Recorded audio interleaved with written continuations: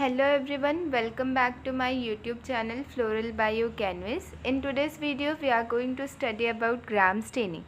Starting with the video, gram staining technique, it is also known as differential staining technique. हम इसको differential staining technique इसलिए भी बोलते हैं क्योंकि यहाँ पे different stains use किए जाते हैं.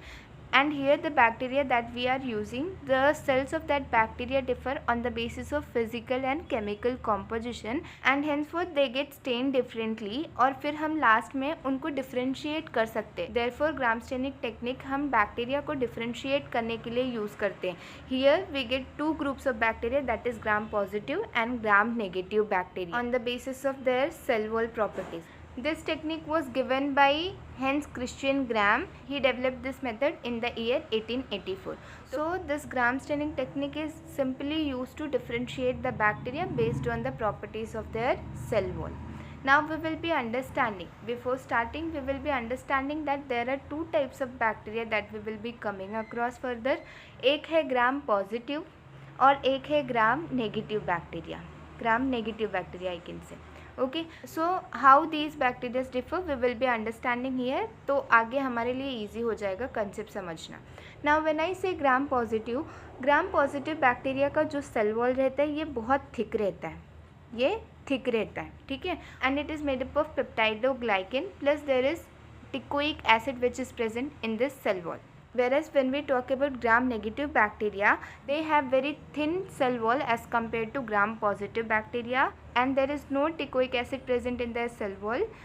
पर इनके पास एक additional outer membrane रहता है. They have an additional outer membrane. Okay, so this is the basic difference between gram positive and gram negative bacteria. gram positive bacteria का cell wall बहुत thick रहता है, whereas gram negative bacteria का cell wall बहुत thin रहता है. and gram negative bacteria के पास cell wall के अलावा भी additional layer रहता है जिसको हम बोलते हैं outer membrane. Now if we are performing this practical in the lab, so we need certain requirements as bacterial smear that we need on the slide from the bacterial culture. Crystal violet, here it is used as primary stain. Iodine is used as mordant. Decolorizer, we use ethanol or acetone. It is used to decolorize, wash off the color which was given or applied earlier. Safranin is used as counter stain. We will be using the microscope and then glass slides जिस पे हमें perform करना है. burner जो हम smear prepare कर रहे हैं उसको heat fix करने के लिए. Okay, so this was the requirement for this practical. Now there are different steps involved during this process. We will be understanding them one by one. तो पहला इसमें जो पहला स्टेप आता है उसमें हम प्राइमरी स्टेन अप्लाई करते हैं. प्राइमरी स्टेन है क्रिस्टल वायलेट. पहले हमें इसे अप्लाई करना है. जो भी हम स्मीयर प्रिपेयर कर रहे हैं उसको हीट फिक्स कर रहे हैं तो उसको हम अप्लाई करेंगे primary stain, that is crystal violet. Then हम सेकेंड स्टेप में मॉर्डेंट अप्लाई करेंगे. Mordant here we are using the iodine, so it forms the complex with the primary stain. जो मॉर्डेंट का रोल है तो ये फिक्स करता है, जो प्राइमरी स्टेन है उसको फिक्स करता है और ये कॉम्प्लेक्स फॉर्म करता है प्राइमरी स्टेन के साथ. फिर नेक्स्ट स्टेप में हम डीकलराइजर यूज़ करते हैं. डीकलराइजर अल्कोहल और एसीटोन यूज़ कर रहे हैं तो जो भी स्टेन हमने पहले अप्लाई किया है वो वॉश ऑफ हो जाता है डीकलराइजर यूज़ करने के बाद. एंड फिर नेक्स्ट स्टेप आता है काउंटर स्टेन. काउंटर स्टेन में क्या होगा कि डीकलराइजर जब हमने यूज़ किया तो डीकलराइजर में जिन भी बैक्टीरिया का कलर वॉश ऑफ हो गया है वो ट्रांसपेरेंट कलरलेस हो गए हैं तो काउंटर स्टेन अप्लाई करने के बाद वो कलर गेन कर लेते हैं. सो henceforth we can clearly distinguish between the two types of bacteria. Therefore at last step we use the counter stain here, that is safranin. It is given or applied to give a contrasting color to the decolorized bacteria. तो जो भी bacteria उसको हम distinguish कर सकते हैं easily after this last step. अब हम यहाँ से हर स्टेप को डिटेल में देखते हैं एंड उसके बाद क्या रिजल्ट होगा वो भी समझने की कोशिश करते हैं. तो पहले हमें बैक्टीरियल स्मीयर प्रिपेयर करना है. बैक्टीरियल स्मीयर प्रिपेयर करने के लिए हम क्लीन स्लाइड लेंगे, उस पर थोड़ा सा बैक्टीरियल कल्चर लेंगे एंड उसको इवनली स्प्रेड करेंगे, ठीक है. और इसको फिर हीट फिक्स करेंगे. जो भी हमारा बर्नर रहेगा उससे हीट फिक्स करेंगे. हीट फिक्स करने के बाद हम इसको मार्क कर सकते हैं इतना जो भी एरिया में हमारा बैक्टीरियल स्मेयर प्रिपेयर हुआ है. सो इस तरह से हमारा बैक्टीरियल स्मेयर प्रिपेयर हो गया है स्लाइड पे.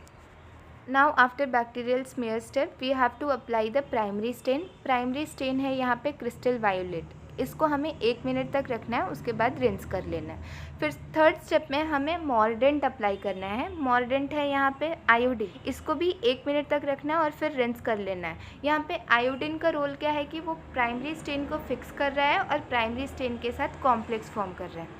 ठीक है, अब रिज़ल्ट अगर हम देखने की बात करें तो बेसिक अंडरस्टैंडिंग ये होगी कि ग्राम पॉजिटिव बैक्टीरिया है, ग्राम नेगेटिव बैक्टीरिया।